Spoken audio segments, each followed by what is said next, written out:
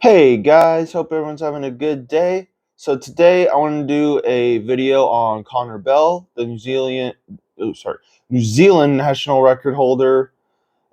This is him throwing 68-10 and at Ramona. And thank you for Throwtown Ramona for having this video. Really good footage from Dane Miller and his crew. Multiple angles. We're just going to do the back angle today. So this is just a video analysis. This isn't part of my underrated thrower series. I don't think he's very underrated. I think I don't know. He's made Olympic final. He's made World finals. He's great. The reason I'm doing him is because I love his throws so much. So we're just gonna go ahead play it a couple times. All right. Now, while we're playing this, I just wanted to say, sorry that I haven't uploaded in quite a while. It's been raining over here all week, so I wanted good audio and stuff. So, also been going through some stuff still. So, hope you guys understand. Thank you all, by the way, for viewing my latest video before this. Really means a lot. Let me know if you want me to do more videos like that and stuff. So, but yeah. Anyway, let's get to it. So, I think he has fantastic technique, and he's still really young. I think he's still in his early 20s, if I'm not mistaken. Um, he's not in his late 20s, I doubt. But yeah, still really young. Still, I believe he will throw 70 meters eventually. Hell, he might, if he goes to Ramona this year, he might do it. So yeah, I think we're going to see at Ramona. Che's supposed to be there. Alekna's supposed to be back. I hope Connor Bell's supposed to be there. I hope Matthew Denny's going to be there. I hope, because, oh, God, we're going to see so many 70-meter throws there. It's going to be great. All right, so let's start with if this stupid thing will work. Okay, there we go. Is wind up. All right, here. Very nice, easy wind up. Why won't you scroll? There we go. Sorry. So let's stop here. Very nice stretch. So he stops the hips, lets the upper body continue to go to get that stretch right there, loading the torque through his waist and midsection and his hips. And he's just going to maintain that the entire time. Really nice balanced position, even weight on both his feet. Feet a little wider than shoulder width, which I really like. Nice, super balanced position. Not super wide, not super short. Just a nice stack. You notice when he winds, he keeps both knees bent. I really love that. I don't like me personally, I don't like it when people strain one knee, because then I think it leads to a lot of up and down action out the back instead of just turning. So I really like that. All right. Nice even wind here, kind of like a Matthew Denny kind of wind a little bit, with an upper body wise. And I think he does something really unique here to keep turning on the ball of his foot and not allowing himself to get on the outside. You see how when he when he unwinds right here, his heel comes down this way. And what that allows him to do is keep the weight on the ball of his foot and not allow it to go on the outside of the foot. Now, why is this important? You don't want your weight to go on the outside of your foot, because then, one, you'll just stop turning. And when you stop turning, you're going to become more upper body dominant, and then you're just going to lose the correct sequence. And you're going to go upper body, then lower body, instead of lower body, then upper body throughout the throw, and it's just going to mess you up. And you're going to under rotate. It's just going to lead to a whole bunch of things. All right. So I love that he does this. It's a really unique thing that I actually don't see a lot of people do. And I actually just noticed it, because I have never really broke down his technique like a lot, this is my first time, as with many of, well, okay, actually, a lot of people I do videos on, I've watched for years or a lot. So, and I've watched him quite a bit, but I've never actually sat down and broke down his technique. And that's a very unique thing. I don't really see a lot of people do. And I'm assuming it's because that's a very hard thing to do, because I would think it'd be very easy to just drop the heel and have it grounded and to lose that connection with your knee and your hip. So, but he does a fantastic job of not losing that connection. So he drops his heel down so he stays on the inside of his foot, so the ball of his foot. And now when he turns, now he's on the ball of his foot. And I think what this also does is it allows him to turn a lot faster out the back without lower body wise. Sorry, wait, no, not turn faster. Engage his lower body faster out the back uh, compared to his upper body speed. So he does a really good job of having a slower upper body than lower body, which is what you want. You want to have like two different speeds. It's a very hard thing to do. And the way to do it is basically move your lower body faster than your upper body. Easier said than done, but he does a fantastic job of that, and he's going to maintain that throughout the entire throw. All right, so he lets that heel, I wouldn't even say drop, more come in that way, and that's a really nice thing. All right, so now he goes here, very honestly, kind of like Alex Rose a little bit out the back, which isn't that bad. This left heel is a little bit like Robert Harding, just a little bit, but he goes here, and he stays on the inside of his foot. Really nice job there. Honestly, this position right here is a lot like Robert Harding, um, which no complaints here, because I think Robert Harding is a top 5 technique of all time. But yeah. Also, wanted to highlight this right foot, or sorry, right side, this right leg. Very, very beautiful timing. So, as his, oh my god, why isn't this working? There we go. As his left foot goes to 90, this right foot picks up, so he gets this beautiful stretch right here. So as this left foot turns, the right knee goes out and around. Great stretch shortening cycle in his hips that allows that sweep leg to just snap around.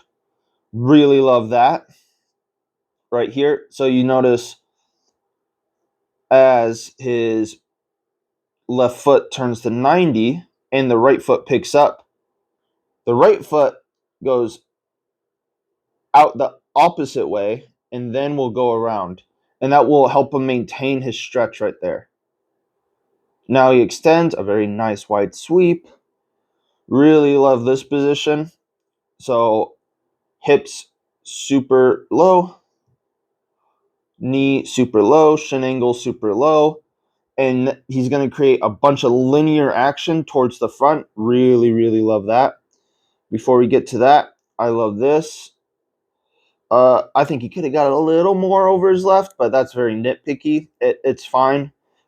I would like the armpit to be over the knee, but it's at like what I would consider it's pretty much there. The more important thing is that the armpit is over the midline of the right foot.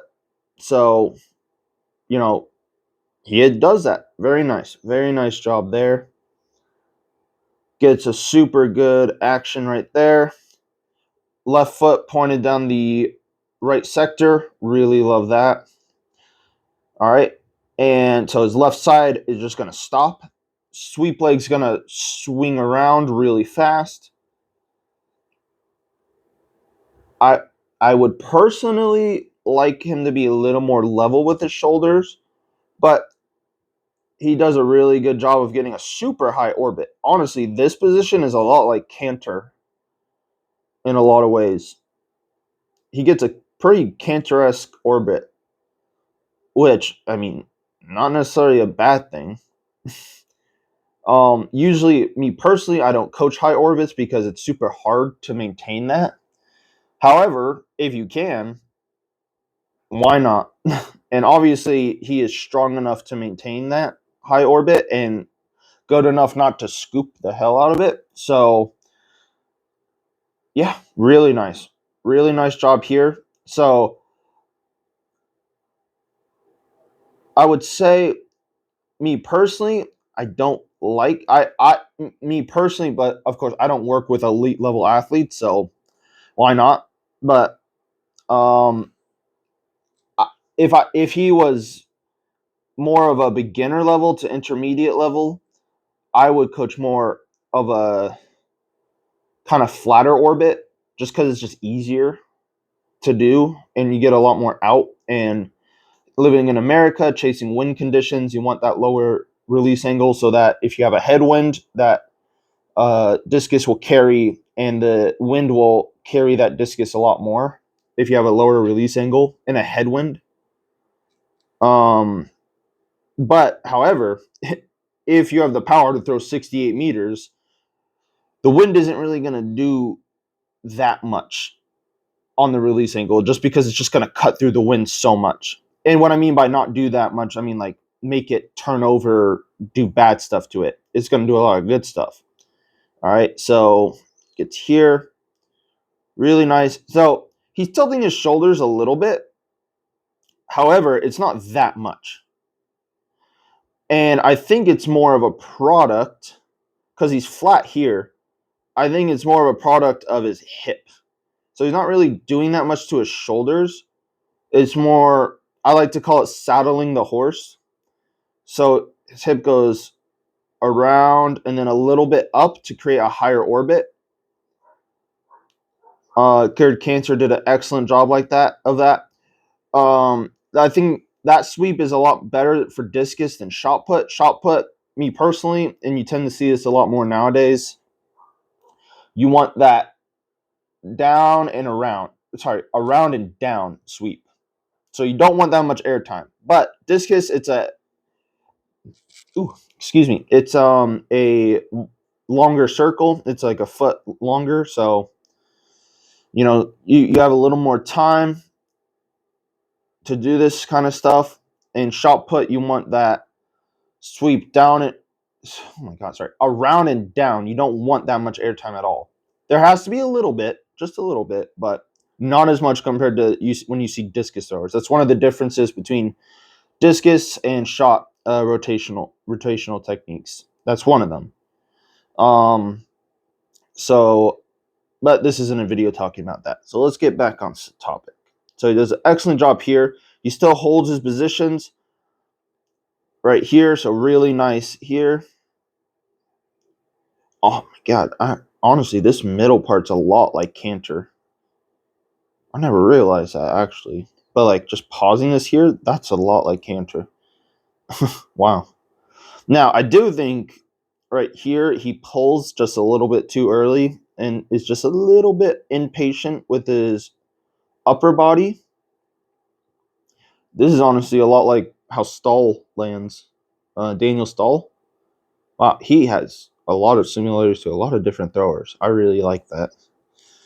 And honestly, that's actually an important lesson. Now that I think about that, is that he's not one, like you should never just copy one person's technique because one person is not the same as you.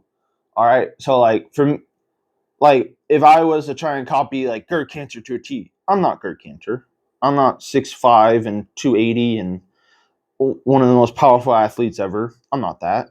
I'm not Daniel Stahl. I'm not Robert Hart. Like, find your own technique. But what I do love is that it looks like, and again, this could just be totally in my head, but I see so many like similarities to what he does. Like this kind of Matthew Denny kind of wind. This out the back position's a lot like Robert Harding. This middle is a lot like Cantor. And then this finish is a lot like Stahl in terms of this position. I mean, just taking bits, like little bits from different throwers that would work well in like these sequences, and I think he does he's a good representation of that. So that's a lesson also as well is, find bits and pieces from others' techniques, try them. If it works for you, great. If it doesn't, whatever. But you got to just find what works for you. All right. So really interesting combinations though of throwers. Again, this could all be in my head, and this is just how he throws, and it just happens to look like these throwers. Who knows? I don't know him, but it looks like it. So whatever. But okay, sorry, I got distracted a little. Really like this. I think his hips are just a little bit behind him, just a little bit. But I think that's more due to him just pulling a little bit too early with this left shoulder and this left arm. I would like him just to wait and just keep back just a little bit. So I like his left arm to be more like here. But it doesn't really matter because he has the patience, and it's honestly astonishing because normally when you see people pulling this early with his left, like you're gonna land like this, but he lands, the discus is way back behind him. And now when you do this, and this is what makes Stahl such a unique thrower, because him and I guess Connor Bell, you get this super big stretch in your chest. And you have to be super disciplined not to pull on this. All right, because normally if I see this in a thrower that's not on this kind of level, that discus is going right in this cage. But he does a fantastic job of staying patient, turning through it. Look at that. That's very Stahl-esque. Stahl's a little bit more over here. But he's also just has like the monkey arms, so like the arms down to his knees. Connor doesn't have that. He's pretty evenly proportioned. He does have kind of long arms, but whatever. But he does a fantastic job. So lands 2 bent knees. That's very important. You don't want to land with a locked out left leg because one, it's going to make it the left leg late. Or sorry, it's going to make it early. And when you land with a locked out left leg, so like an extended left leg, it's going to shift your weight over your left a lot sooner. So your right foot's going to pick up off the ground a lot earlier. It's going to mess up your orbit. You're not going to be able to work the ground, and it's just going to lead to a super inefficient release. He does a fantastic job staying patient, loading both legs, landing bent with an open toe, left toe. So what I mean by that is like the left foot's facing that way instead of this way. Really like that because that allows him to clear his left side a lot better and allows his right side to work a lot more into his block, and still keeps a stretch in his hips, just like out the back. All right. Does a fantastic job here, turning through. Block, pretty nice. Right here, super square shoulders. Block is still on the ground, turns through, bent right knee. Now he pops the left back. Really love that. Release. He's still pretty much on the ground. And reverses. So let's see. Left foot is there. Reverses. Right foot replaces it. Super efficient reverse. And boom. Easy save. And yeah, just overall some very unique things that I actually never noticed. So I'm learning things with you guys. And some things I would personally not coach, but because he's just such an absolute animal, he's able to maintain these positions that are normally super hard to do. But I guess that's why he's a 68-meter thrower. So, yeah.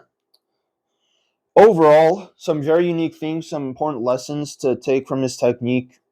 Overall, just a very aesthetically pleasing throw, which I love. Super efficient throw as well. love how it's just super linear. And yeah, something I would personally not recommend to people who aren't at the level to do this kind of stuff. But yeah, if you are, fantastic technician. Even if you're not, a lot of the things a lot of people can do. So yeah, very nice. I hope I r- I would be very sad if he never throws 70 meters ever. I mean, I doubt there's no way he will. He won't. He will eventually. But yeah, I'm looking forward to seeing the rest of his career, and hopefully he can start creeping up into the medals. Discus, men's discus right now is in an unbelievable place. It's so competitive. I mean, you got the world record holder, you got several 71-meter throwers, several that are super consistent at like 68 plus. I mean, to get a medal nowadays is insane, and I really like it. Men's shot, men's discus are just some of the most competitive throwing events right now. It's insane. So, yeah, I can't wait to see Worlds this year. And yeah, anyway, hope you guys learned some stuff. Let me know if you want me to do some technical analysis on some other throwers and stuff. I might do one on this guy eventually. Um, but yeah, other than that, just I love his throw. All right. Thanks for watching. Have a good one, and see y'all later. Bye.